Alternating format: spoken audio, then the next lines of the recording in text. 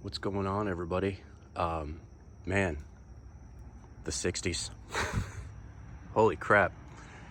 I don't think we're beating a dead horse yet, though. I really genuinely don't.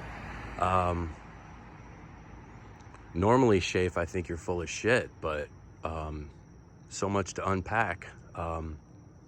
Seems to me, though, as opposed to unpacking it, you tend to pack things up, put them in your pocket, and pin a label on something down the road. Snedmeister, I saw a video on my feed this morning from him chiming in. That's always a good thing, because you know when you awaken the across the pond vampire, you're doing good.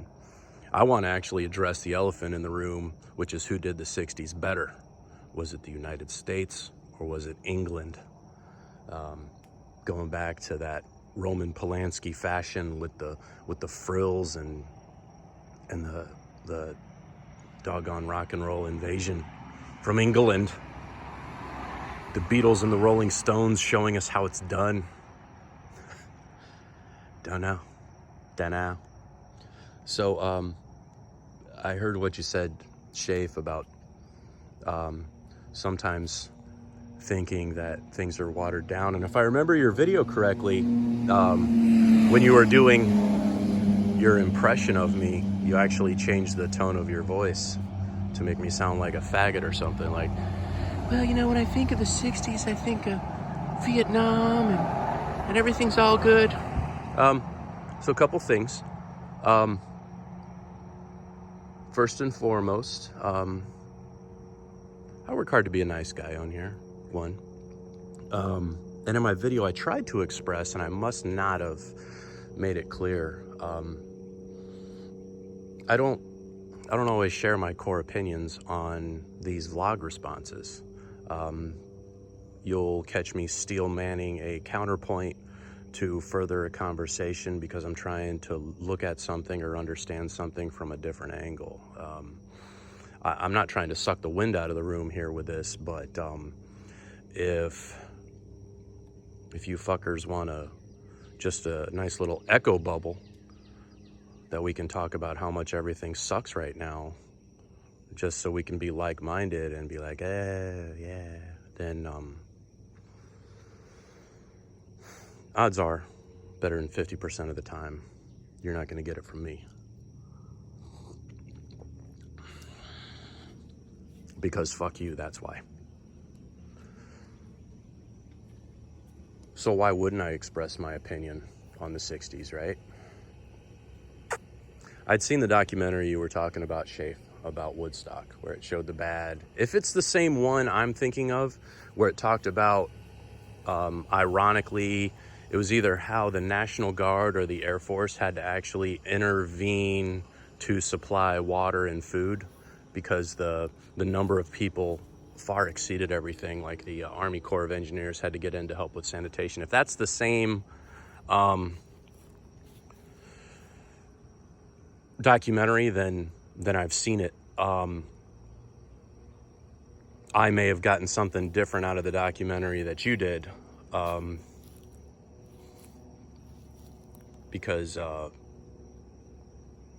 from what I understand in your response, you're like, oh, look at these slobs, look at the mess they made, look at the people who died, all these bad trips. And did you watch the Crosby, Stills, Nash and Young performance? It was bullshit. I saw another Woodstock video, and it was another Woodstock documentary, and it was actually I think it was the Woodstock album in video form. And one of those performances was by Santana.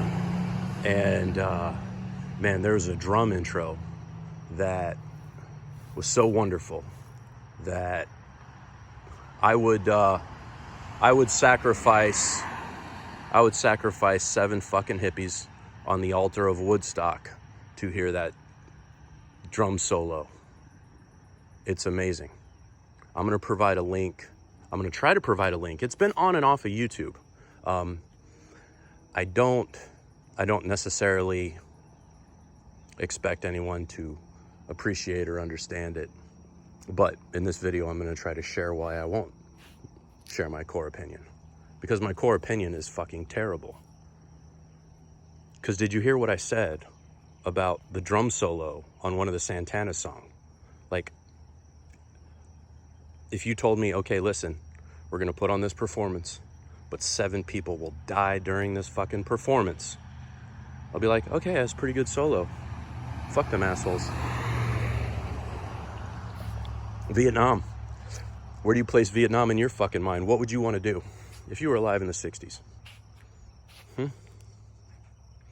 I don't know. If I could do anything, I'd want to be a Green Beret. That's a pretty cool fucking job back then. Or a Navy SEAL. That's a pretty cool fucking job back then. Fucking come out of the woods, scare the fuck out of people, kill the fuck out of people. Nice, right?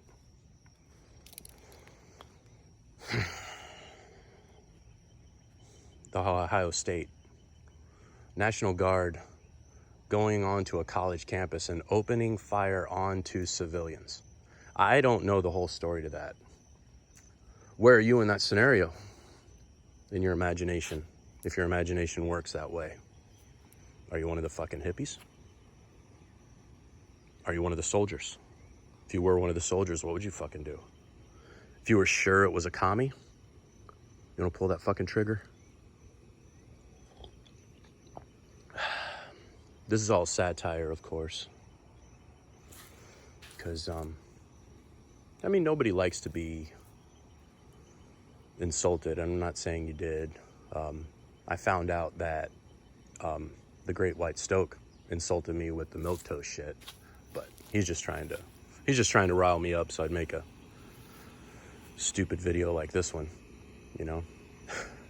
But what is ironic about all this, as I watched Snedmeister's video where we're talking about inflation and mortgages and stuff, and I can just imagine Reward Audacity's eyes rolling in the back of his head as his head fucking explodes. I can just see the Great White Stoke and Econ Recon just screaming at their computers. It's the Jews. It's the Jews and their usury. Period. End of list. If you look at the website, da-da-da-da-da, and you provide 10 links from the skinheads, and they got that shit all figured out. They could box that up, put it in a package, and pin it to a boomer, probably too.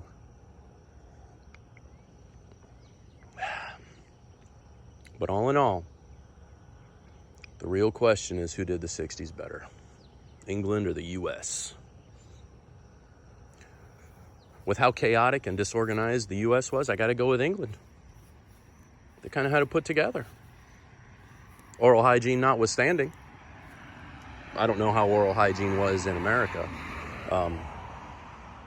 You're right, Shafe, I do get my shit about the 1960s from movies. I also have an uncle that went to Woodstock, but he would have been 18, 19 years old when he went there, so good luck from that first-person source, right? So everything that I get from the 60s is from the little colorful little color box that I can click a button on and watch a movie or a TV show or a documentary.